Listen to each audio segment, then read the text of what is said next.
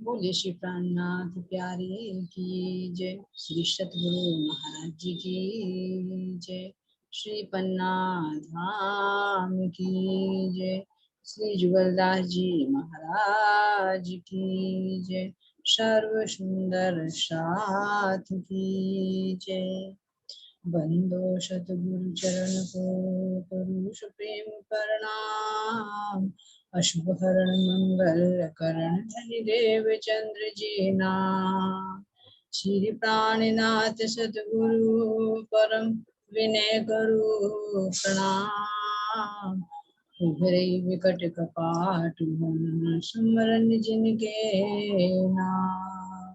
श्री राम रतन सतगुरु मेरे काटो सकल कलेश। चरणों में करो वंदना हृदय करो परवेश। श्री प्राणनाथ निज मूलपति श्री मेहराज शुभ नाम। तेज कुमारी श्यामा युगल पल पल करो प्रणाम। पल पल करो प्रणाम। बोले श्री प्राणनाथ प्यारे की जय। श्री सतगुरु महाराज जी की जय। तो सुंदर साथ जी दिखाई नहीं दे रहे। अब हम चलते हैं सतगुरु महाराज जी का ध्यान करते हुए। श्री पन्ना जी धाम में विराजमान परमात्मा सतगुरु स्वरूप महामती श्री प्राणनाथ जी के चरण कमलों में प्रणाम करते हुए, श्री जुगलदास जी महाराज जी को प्रणाम करते हुए अब हम अपने धाम की लीला में चलते हैं। तो महाराज जी कहाँ का वर्णन कर रहे हैं? जब हम जमुना जी पर क्रीड़ा करने के बाद अपने रंग महल की तरफ प्रस्थान करते हैं, तो वहां की शोभा का महाराज जी वर्णन कर रहे हैं कि किस तरह से हम अपने सवारियों पर, बंदर, कोई अपना हाथियों पर, लंगूर है, रीछ है, कोई ऊँटों पर, इस तरह से बैठ कर किस तरह से आनंद की क्रीड़ा करते हुए सब चलते हैं। तो आगे देखते समय क्या कह रहे महाराज जी। और कोटान कोट अनंत बाजे बजाते चले जाते हैं, और कोटान कोट घोड़े श्रृंगार किए हुए कोतल चले जाते लगातार लाइन, कोतल का मतलब लाइन में पंक्ति व्रत, और कोटान कोट संगीतों साध के नृत्य करते चले जाते। घोड़े बिल्कुल एक कतार में सीमाबद्ध होकर उस आनंद की मस्ती में झूमते हुए जाते हैं। जो कह रहे हैं कि कैसे हैं, उनके भी नूर में स्वरूप है, उनके ऊपर भी सुंदर वस्त्र और आभूषण जो सुसज्जित है। और क्या कह रहे हैं? और माफक गान के नृत्य करते, जैसे जैसे गायन होता है वैसे वैसे ही वे नृत्य करते हैं। और कोटान कोट ध्वजा, पताका, निशान, रीछ, लंगूर जमीन पर लिए जाते हैं। अपने अपने निशान यानी अपने अपने जो गुण है, उन्हीं गुण का वो झंडा, एक ध्वजा यानी उसकी पहचान होती है। जैसे यहाँ पर किसी के घर पर कोई ध्वजा लगा रहती है, किसी के मंदिर पर लगी रहती है, तो उस ध्वजा से पहचान हो जाती है कि भाई ये कौन से धर्म का है, या मान लीजिए संप्रदाय कौन सा है, ये मंदिर कौन से भगवान का है, तो पहचान हो जाती है। तो यहाँ पर अलग अलग जो ध्वजा ले रहे हैं, तो ये क्या दिखा रहे हैं? अपने अपना कि हम कौन से बने हुए। अगर सफेद हम उज्ज्वलता के गुण से बने हुए हैं सारे। जो राज्य महाराज जी की एक दिल्ली से बने हुए पीले रंग की ध्वजा को लेकर चलते, और उसमें भी अनेक चित्रकारी सब है ना।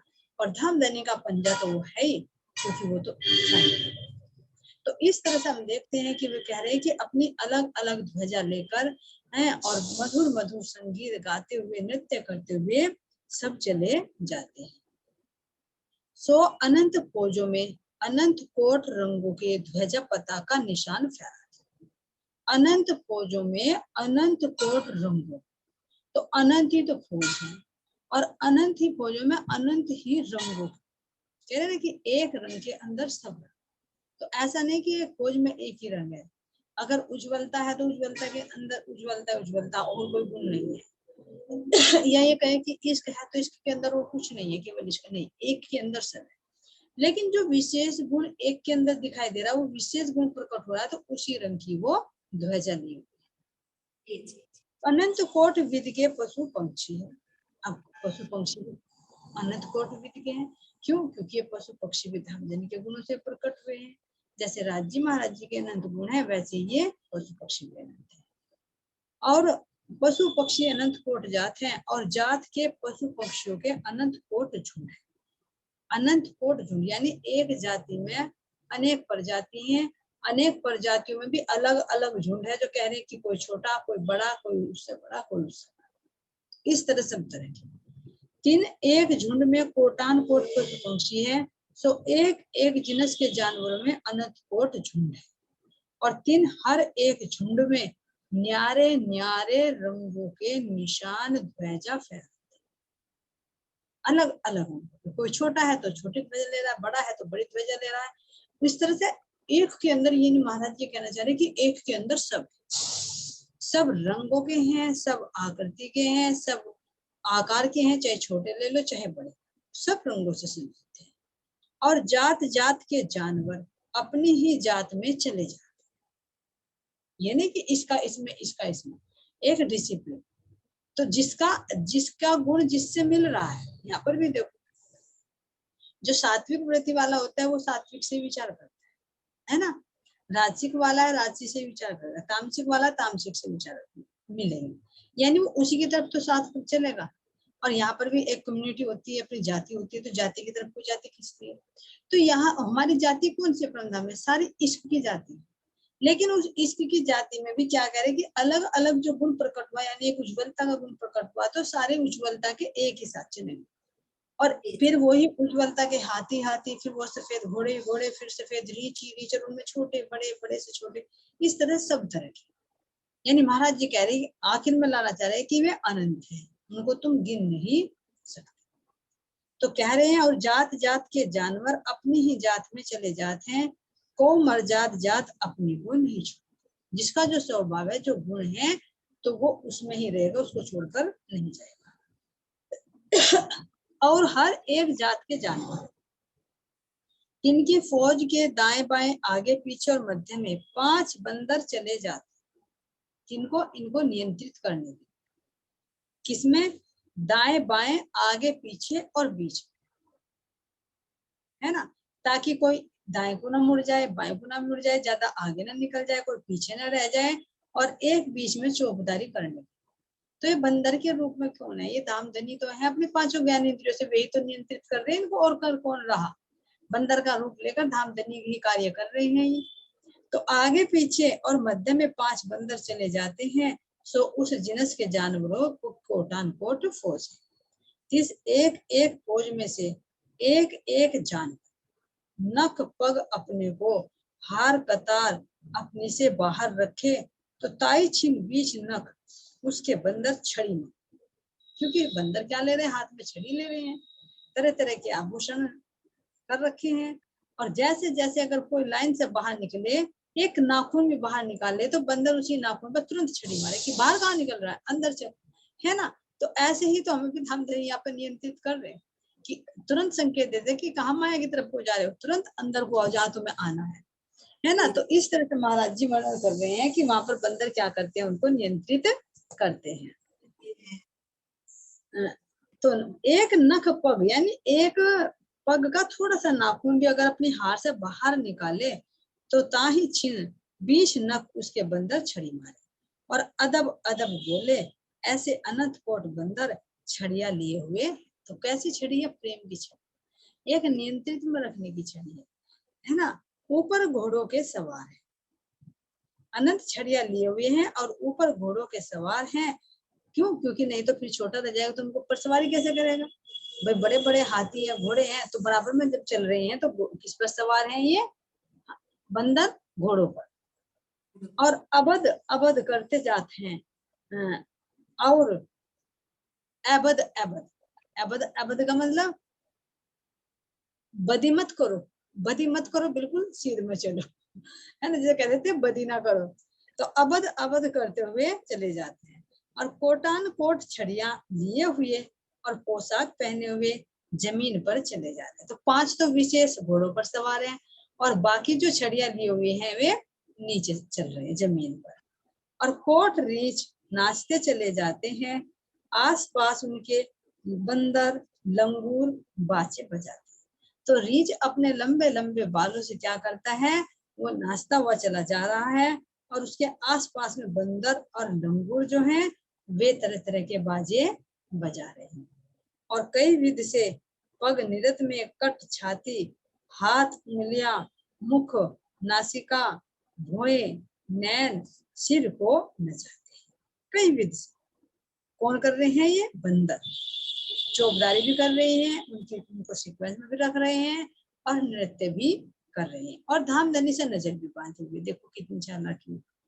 कह रहे हैं कई विधि से पग नृत्य के कट छाती, हाथों से, उंगलियों से, मुख से, नासिका से, नैनों से, इनसे सब नए नए तरह के इशारे कर करके ये नृत्य भी कर रहे हैं।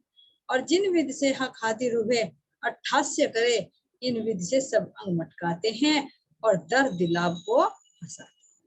तो जिस तरह से भी हम आत्माओं को खुशी हो, कभी भी अपने नैन चलाएंगे, कभी अपने नाक चलाएंगे, कभी अपने होंठ पड़पड़ाएंगे, कभी अपने कान, कभी अपनी पूंछ, कभी अपने ढूंगे, कभी अपना पेट, इस तरह से मटका मटका कर ऐसे हाव भाव करेंगे जिससे वे हक हाथी और रुओं को आनंदित करे और उनको हंसी दिलाए। अब अनंत कोट जवेरन की पुतलियां चली जाते हैं। सो कोटान कोट हस्तियों पर चढ़ी। अब इन जवेरों की पुतलियों भी शोभा बढ़ती है। ये भी कैसे नूर की बनी हुई है। ये भी धामधनी के एक एक गुण जो बाहर प्रकट हुआ, चाहे उसको सफेद में देखे, चाहे उसको लाल में देखे, चाहे उसको पीले में देखो, तो जिनको सोना चांदी रोहा तांबा जो जवाहरात बताई हैं वहां, तो वे सब गुण कैसे हैं, कोई पत्थर तो नहीं है, वे सब गुण हैं जिन्हें नगों की उपमा दी गई है और वे सब क्या हैं, चेतन। वे सब धामधनी के अंदर के गुण हैं।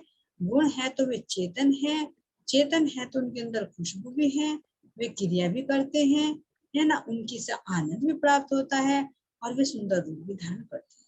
तो वे ही गुण सुंदर पुतलियों के रूप में सुशोभित हो जाते हैं। फिर उनके अंदर से भी ऐसा ही प्रकाश जैसे धामधनी के अंदर प्रकाश है, फिर उनके भी ऐसे गुण इंद्रिया प्रकट हो जाती है। फिर गुण इंद्रियों के प्रकाश से उनके भी वस्त्र ऐसे प्रकट हो जाते हैं, वस्त्रों के प्रकाश से वही आभूषण तैयार हो जाते हैं। तो ऐसी सुंदर सुंदर पुतलियां घोड़ों पर सवार होकर चल रही हैं।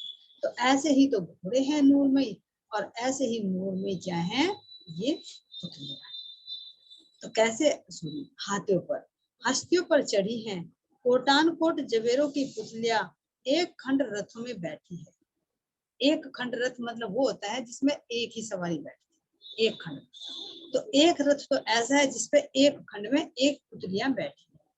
और कोटान कोट दो खंडों में, जिन पे दो दो सखी एक साथ में बैठ लेती है। कोटान कोट तीन खंड और चौर खंड, कोटान कोट हस्तियों के 5 खंड रथों पर चढ़ी। तो इस तरह से जब मिलजुल कर बैठती हैं तो वे अलग अलग उनके खंड। तो इस तरह से अलग अनेक तरह के रथ है, देखिए कोई एक जैसे नहीं है। हम तो कह रहे थे कि एक तो रथ हुआ, एक बग्गी हुई, लेकिन एक ऐसे भी तो जैसे घोड़ा गाड़ी होती, बैलगाड़ी होती, उसके ऊपर तो कई सारे बैठ लेते, है ना। तो इस तरह से ऐसे कह रहे हैं कि कोई एक खंड पे, दो खंड पे, कोई 3 पे, कोई 4 पे और कोई 5 खंडों पर चढ़ी है। और दो पुतलियां दो हाथों के खिलाए खिलाए बैठी। दो पुतलियां क्या कर रही हैं, इन हाथियों को और घोड़ों को चलाने के लिए आगे बैठी। और कोटान कोट जवेरों की पुतलियां दो घोड़ों के रथ पर चली जाती, जिसमें 2 घोड़े जुड़े होते हैं और उसमें वे पुतलियां रथों पर बैठ जाती हैं। और कोटान कोट जवेरों की पुतलियां इनके घोड़े रथ के चली जाते हैं। कोटान कोट जवेरों की पुतलियां ऊपर रथ बैलों, सिंहों, तिंदुओं, चीतों, रोजों, बकरों, मर्द मेढ़ों पर चढ़ी। तो इस तरह से जितने भी पशु पक्षियों का महाराज जी नाम ले रहे हैं, ये इनके अंदर एक एक विशेष विशेष गुण है। यहाँ पर भी जो प्रकट होता है काल मागी ब्रह्म धाम में तो है सर्वगुण संपन्न, लेकिन यहाँ पर भी इनके अंदर एक विशेष विशेष गुण होता है। तो उसी विशेष विशेष गुण को पढ़ते महाराज जी ने उस गुण को पकड़ा और उसकी यहाँ पर उपमा दी, है ना। जैसे सागर की गहनता गंभीरता को दी, विशालता दिखाई है तो सागर की उपमा दे दी। रेशम नेचुरल होता है, मुलायम होता है तो उसकी मुलायमता को कोमलता का रेशम की उपमा दे दी, है ना। दूध उज्जवल होता है तो दूध से उज्जवलता को नाप दिया। हीरा पारदर्शी होता है, उसको यहाँ के हीरे से नाप दिया, उसकी वहां की उज्जवलता को। इस तरह से जितने भी गुण है धामधनी के, इन गुणों से ही ये पशु पक्षी बने हुए, जैसे पुतलियों ने रूप धारण किया ना, ऐसे इन पशु पक्षियों ने रूप धारण कर रखा है। तो ये जो जवेरों की पुतलियां हैं, जवेरों की पुतलियां ऐसे ही गुणों से बने हुए इन पशु पक्षियों पर सवार होकर चली जाती है। तो गुण ही गुण की सवारी कर रहे हैं। मूल से देखे तो राज्य ही राज्य के साथ में आनंद की क्रीड़ा कर रहे हैं, है ना। इनका घोड़ा चली जाता है। कोटान कोट जवेरों की पुतलियां ऊपर रथ बैलों सिंहों तिंदुओं बकरों मेढ़ों के चढ़ी है, और मानिंद कंचनियों के कोटान कोट झुंड चले जाते, जैसे किसकी भांति, जैसे कंचन की यानी स्वर्ण की कोई पुतलियां, इस तरह से झुंड के झुंड ये पुतलियां जा रही हैं। और क्या कह रही है, कोटान कोट जवेरों की पुतलियां तले जमीन पर नाचती गावती और बजावती चली। तो इनको अगर देखें, कह तो रहे हैं, लेकिन अगर का इनका अनुभव करें, इनके सौंदर्य को देखें, इनकी कोमलता को देखें, इनके मधुर गान को देखें, है ना, इनके मुख से निकलने वाली मधुर मधुर ध्वनि को सुने, इनकी खुशबू का एहसास करें, और इनके सुंदर स्वरूप का एहसास करें, इनके सुंदर श्रृंगार का अनुभव करें, और ऊपर से ये अपनी कलाकारी दिखा रही है, कोई नाच रही है, कोई गा रही है, कोई बजा रही है, तो क्या इनसे दृष्टि हट सकती है? ये तो ऐसा लगता है कि मानो ये हमारा ही प्रतिबिंब खड़े हुए, हमारा ही स्वरूप है ना। तो जैसे मेरे धाम धनी के अंदर गुण सर्वगुण संपन्न है, ऐसे ये पुतलियां भी किसी काम में कम नहीं। तो जवेरों की पुतलियां तले जमीन पर नाचती गावती और बजावती चली जाती है। कोटान कोट जवेरों की पुतलियां ऊपर घोड़ों के बैठी हैं, और कई विध से नचावती जाती है, और अनंत कोट खोजों में अपार शोभा लेती है। इन विध से सेना फौजे अक्षरातीत की संपूर्ण जमीन आसमान में छाई। तो ये सारी क्या है, राज्य महाराज जी की सवारी, सवारी निकल रही है राज्य महाराज जी की। ऐसा कोई नहीं कि इनकी इस सवारी में शामिल नहीं, इसीलिए कहा है कि अक्षरातीत की आदर्श सवारी जो सर्वगुण संपन्न है, जिसमें घोड़े भी, गाड़ी भी, रीछ भी, हाथी भी, है ना, रथ भी अनेक तरह के। तो ये है मेरे धाम धनी की आदर्श सवारी, राजसी सवारी, है ना। और मानिंद कोट शहरों के लश्करों इकट्ठों के शोर शराबा घमासान घमंड होते। कह रही हैं कि इन विध से सेना अक्षरातीत की सेना फौज संपूर्ण तो जमीन और संपूर्ण आकाश, आकाश में पशु पक्षी पक्षी आ गए, और नीचे क्या आ गए, पशु आ गए। तो ऊपर भी नीचे भी संपूर्ण जमीन और आसमान में छाई रहे थे। और मानिद कोटों शहरों लश्करों, और ऐसा लग रहा है मानो करोड़ों शहर, जैसे जिसमें शहर होता है ना, और शहर में क्या होता है, शोर शराबा होता है, कहीं पर भी चले जाओ, है ना।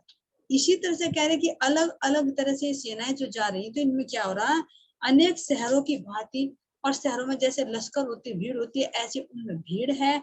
और क्या कह रहे हैं, इकट्ठे होकर क्या कर रहे हैं, शोर शराबा कर रहे हैं, चहल पहल, कोई गा रहा है, कोई बजा रहा है, कोई ढोल धमाके बजा रहा है, इस तरह से क्या हो रहा है, कोई जय जयकार कर रहा है। तो ये सब क्या हो रहा है, शोर शराबा हो रहा है, और घमासान घमंड हो रहा है। घमासान मतलब उस आनंद में प्रफुल्लित है, यहाँ का विकारित घमंड नहीं, वो निर्मल घमंड कि मैं धामधनी की अंगना हूँ, मैं धामधनी को खुश कर रही हूँ, बंदर तो घोड़े तो, मैं धामधनी की सेवा में हाजिर हूँ, उस बात का मान है। इसलिए कह रहे हैं कि शोर शराबा घमासान घमंड होता है। इन विध से अक्षरातीत पूर्ण ब्रह्म मासु 200 दिशों को तमाशा देखते देखते, और सर्व को हंसावते रमाउते खिलाउते, और सबको नैन सैन दीदार देते देते, और सरू को मुजरा लेते लेते चांदनी चौक में सुखपाल उतारे। अब देखिए महाराज जी क्या कह रहे हैं कि श्री जमुना जी से चल और चांदनी चौक तक आए। अब कितनी दूरी पड़ती है, पूरे 2000 के हमारे वन है, इतनी भी दूरी नहीं पड़ती। तो इतनी दूरी में इतना आनंद हो रहा है, देखिए।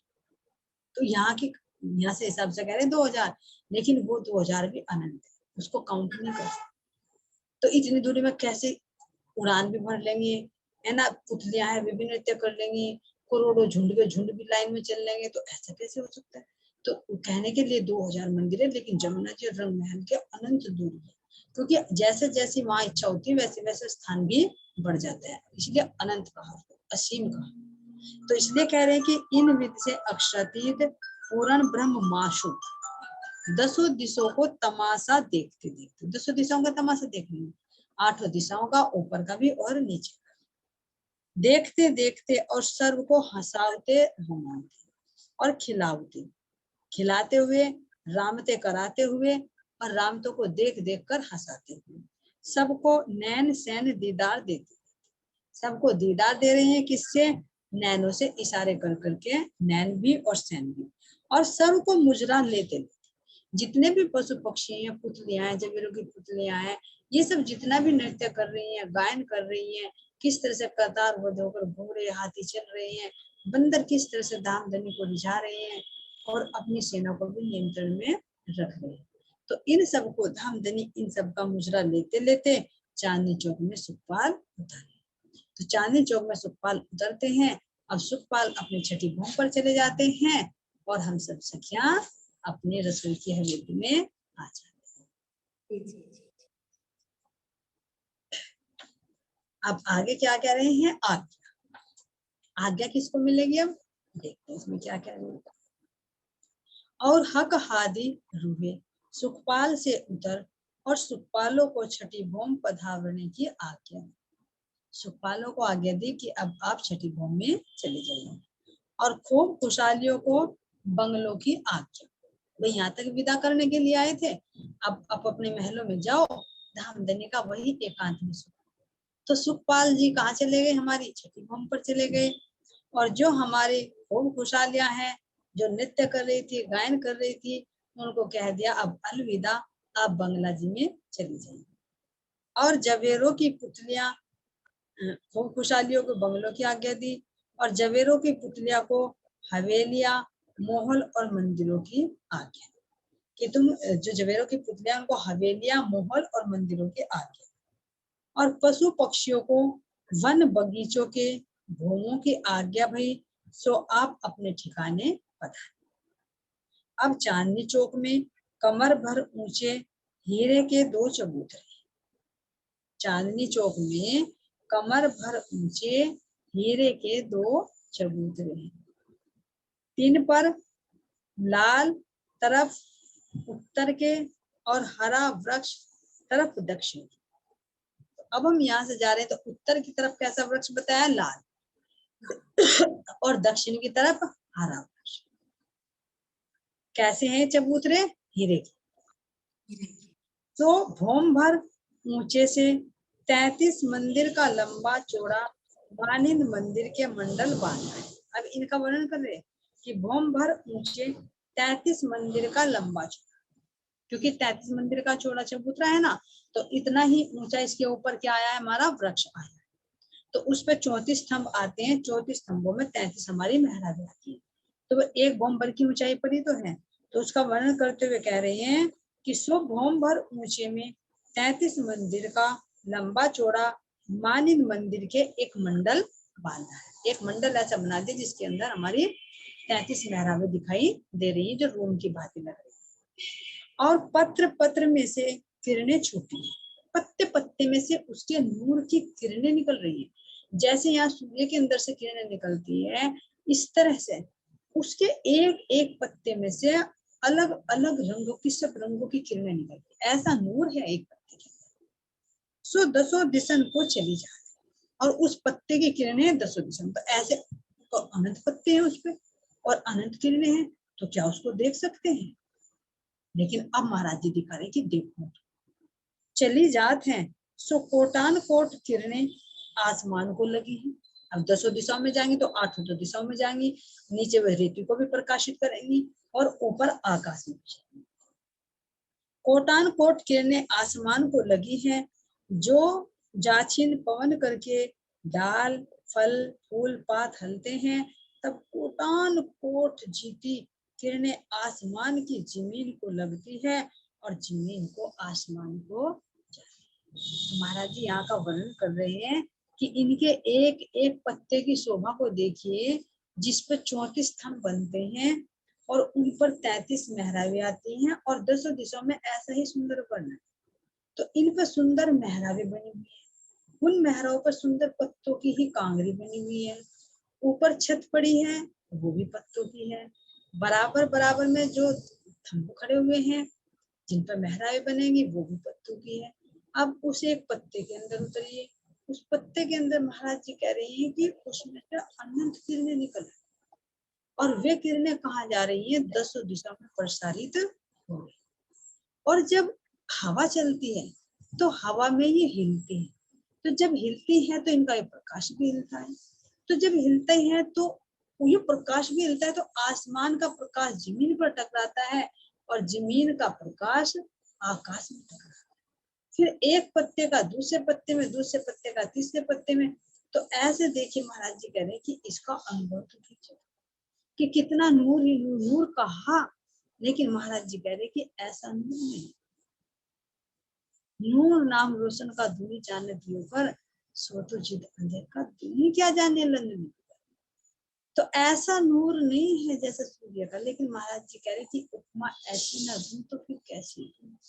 तो वो तो जब आत्मा देखेगी उस नूर के अंदर कितनी शीतलता, उस नूर के अंदर कितनी खुशबू, उस नूर के अंदर कितना आकर्षण, जो वो रूह को अपनी तरफ खींचती। और जब हवा चलती है, वो उसमें से निकलता हुआ प्रकाश, एक तो खुद ही प्रकाशित हो रहा था और दूसरा जब हवा चलती है तो ऐसा लगता है मानो ये किरणें नृत्य कर रही।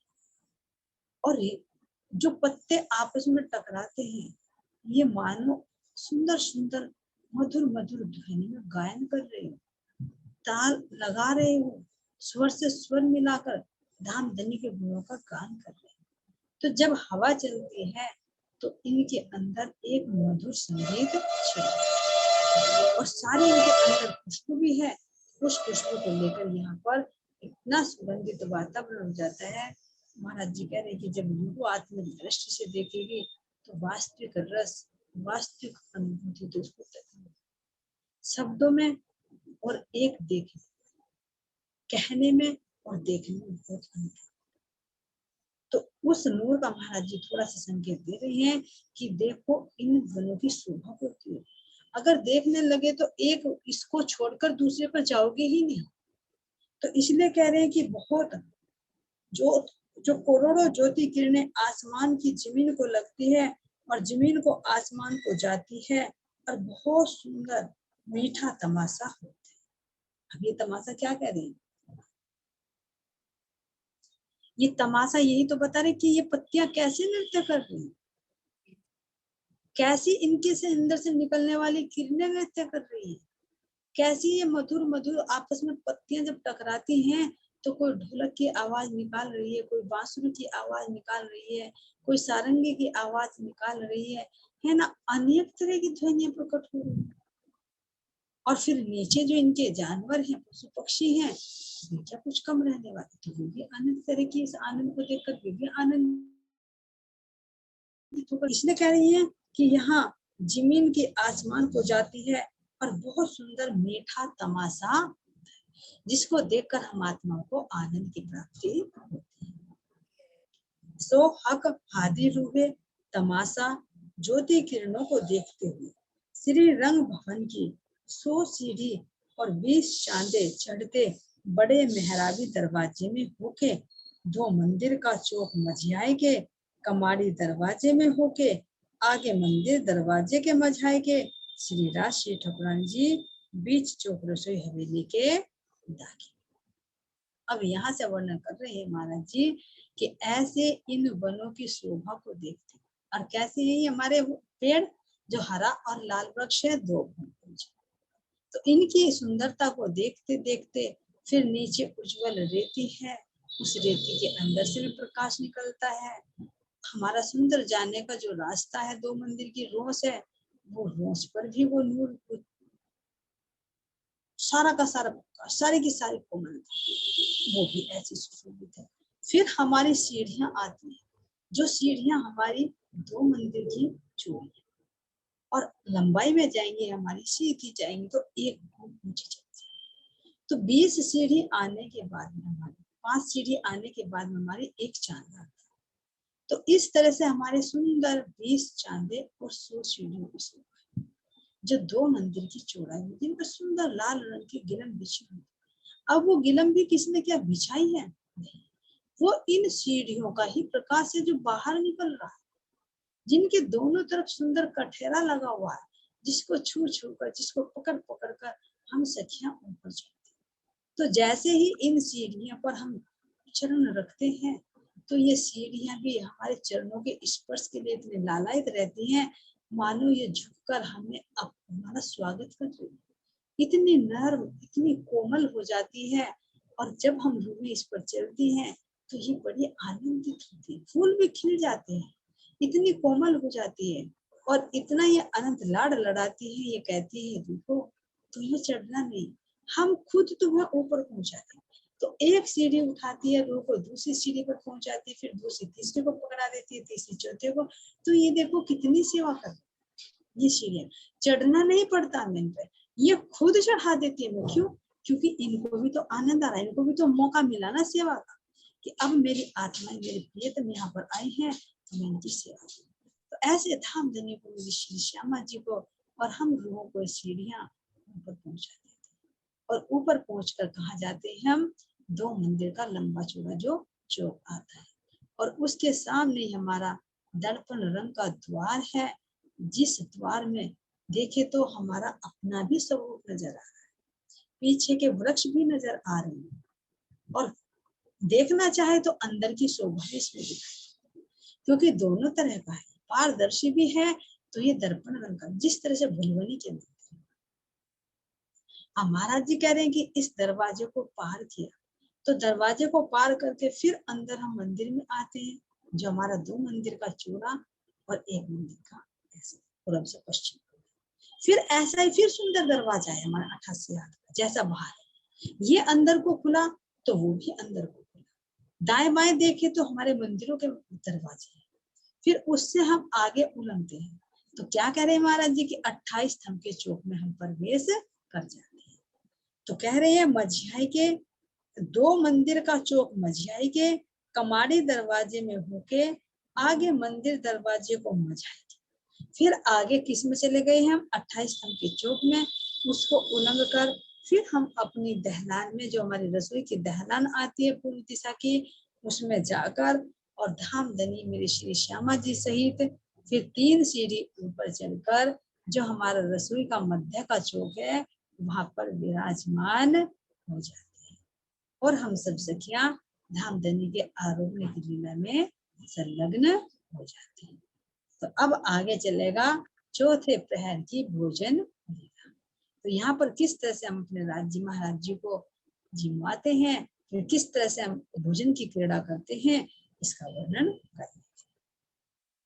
बोले श्री प्राणनाथ प्यारे की जय, श्री सतगुरु महाराज जी की जय, सतगुरु चेतन जी महाराज की जय, श्री जुगल महाराज की जय, सर्व सुंदर साथ की प्रणाम जी, सर्व सुंदर साथ को प्रणाम जी।